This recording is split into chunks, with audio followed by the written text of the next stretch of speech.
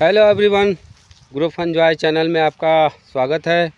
और इस चैनल के वीडियो सेक्शन पे मैं अक्सर ब्लॉग्स और स्टोरी वगैरह लेके आता रहता हूँ।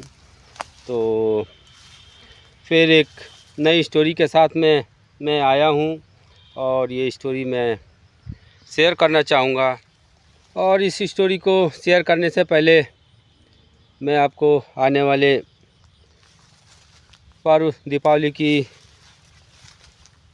शुभकामनाएं देता हूं कि आप लोग सुखी रहें, स्वस्थ रहें और इसका आनंद लें।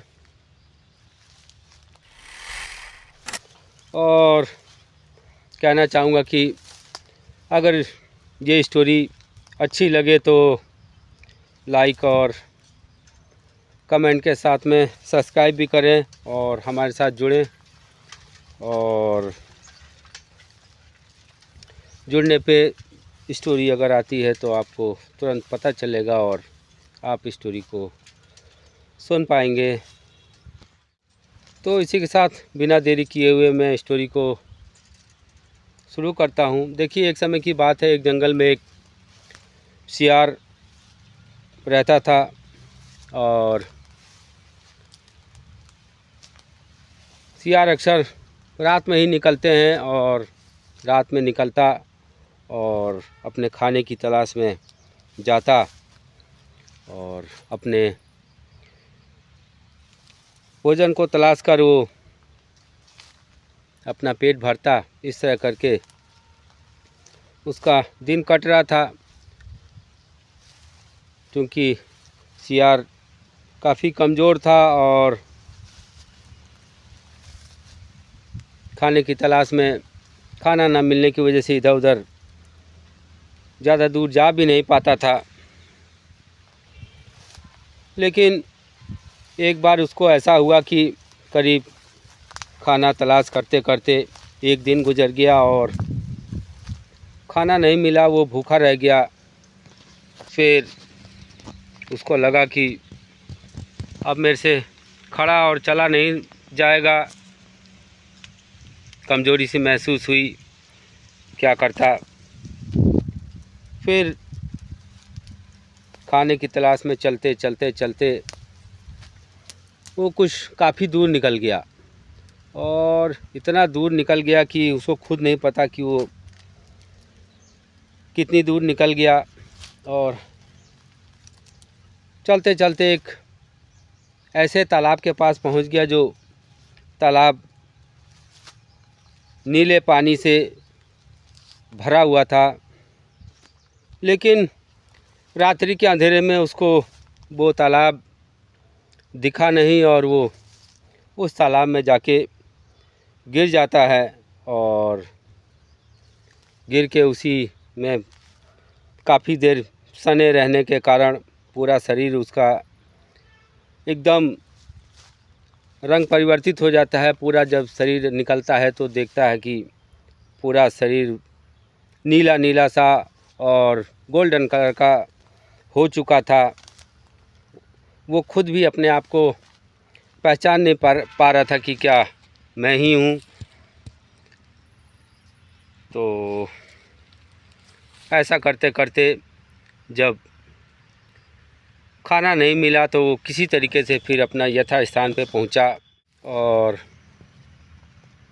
जब उसके दोस्तों ने और साथी लोगों ने देखा तो वो उसको भी नहीं पहचान पाए और पूछा, अरे भाई आप कहाँ के रहने वाले हो, इतना विचित्र कहाँ से आए हो।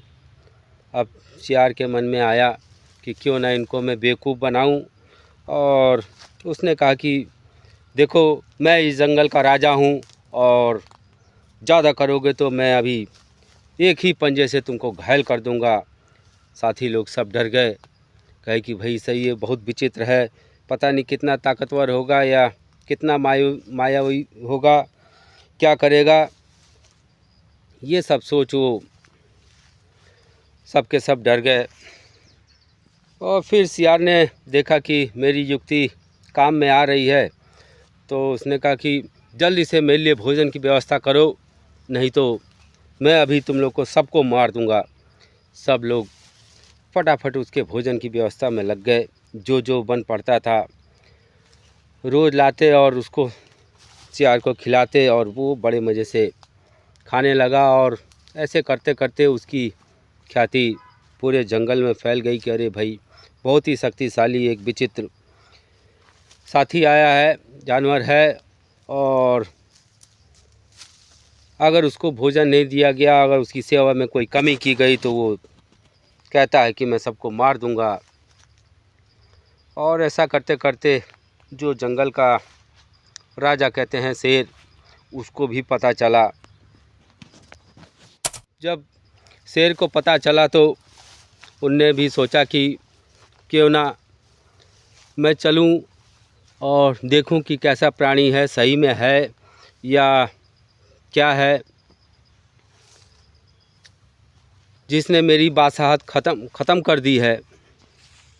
तो शेर महाराज भी अपनी गुफा से निकलते हैं और जो एक आधो जानवर डरते थे उन्होंने कहा कि शेर महाराज ठीक से जाइएगा, कहीं आपको वो मार ना दे। शेर भी काफ़ी भयभीत हो गया कि अरे भाई मेरी भी बादशाहत तो खतरे में पड़ी है, कहीं मेरी भी वो प्राणी जो भी जानवर है वो मेरा जान ना ले ले। तो जब शेर महाराज पहुंचते हैं और सही में वो देखते हैं सियार को, तो वो देखते ही उनके भी होश उड़ जाते हैं और कहते हैं कि सही ये तो बहुत विचित्र है, पता नहीं कितना मायावी होगा, और अगर सही इसने मार दिया तो कुछ भी हो सकता है। ऐसे मन में भावनाओं को लेते हुए वो शेर ने भी बोल दिया कि भैया इनकी सेवा में कोई कमी ना होने पाए, अगर कोई कमी होती है तो मैं भी उसको दंड दूंगा। लेकिन जब सियार महाराज को पता चला कि भाई जंगल के राजा शेर ने मेरे बारे में ऐसा बोल दिया है, तब तो उसके और मन बढ़ गया और लगा लोगों को परेशान करने। सारे जानवर अपना काम धाम छोड़ के बस उसके भोजन में लगे रहते और उसकी सेवा में लगे रहते। ऐसा करते करते एक भालू जो परिवार था उसको पता चला। उन्होंने कहा हो ना हो दाल में कुछ काला है और मैं इसका पोल खोल कर रहूँगा कि बात क्या है। जो भालू महाराज थे मंत्री, उन्होंने अपनी बुद्धि से काम लिया और गए। वो भी जाते ही जो सियार था उसके चरणों में गिर गए और कहे कि भाई मैं भी आपसे आशीर्वाद लेने आया हूँ और जो भी आप कहो सेवा मैं आपको करने के लिए तैयार हूँ और आपकी व्यवस्था ही देखने आया हूँ। और ऐसा भालू बोलते हुए थोड़ा लगा उसको पूरा हाव भाव से देखने और निरीक्षण परीक्षण करने, और भालू को लगा कि भाई ये तो हो ना हो ऐसे जानवर मैंने देखे हैं और ये थोड़ा थोड़ा सियार की तरह ही लग रहा है। तो भालू ने एक युक्ति बनाई, कहा कि वैसे तो हम सब लोग जान गए हैं कि आप ही जंगल के अब राजा हैं और जो हमसे हो सकेगा हमको आपकी सेवा करनी है। तो हम आपका स्वागत करना चाहते हैं और स्वागत के लिए हम शाम के समय राजा के जो गुफा है शेर महाराज की, वहाँ पे आपको आमंत्रित करते हैं और आपको वहीं हम भोजन वगैरह कराएंगे और आपका स्वागत करेंगे। उसके बाद आप चले आना। तो खैर सभा इकट्ठी होती है और इकट्ठी होने के बाद जब उनका स्वागत किया जाता है सियार महाराज का, सियार महाराज तो बहुत खुश हो जाते हैं कि भैया और बढ़िया बढ़िया मीठे मीठे मांस मछली वगैरह उनको पेश किया जाता है और सियार खा के बहुत खुश होता है।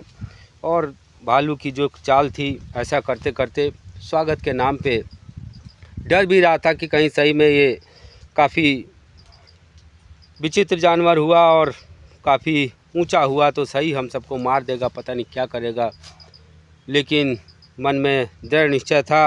और जब शाम होती है तो सारे जय जयकार बोलते हैं और जितने शियार थे वो भी हुआ करने लग जाते हैं। तो वो भी शियारी था, जब हुआ सुना तो उसको भी रहा ना गया, वो भी हुआ करके लग गया करने हुआ करने। अब जैसे ही उनने हुआ किया तो भालू महाराज ने सबको आमंत्रित किया, सारे जंगल के जानवर आए, सारे सियार वगैरह और भालू और जितने जानवर होते हैं, कौआ तोता चिड़िया पक्षी वगैरह सब आए वहाँ पे, सबको आमंत्रित किया गया। और जब शाम होती है तो भालू महाराज ने अपनी तो युक्ति बना रखी थी कि मुझे क्या करना है।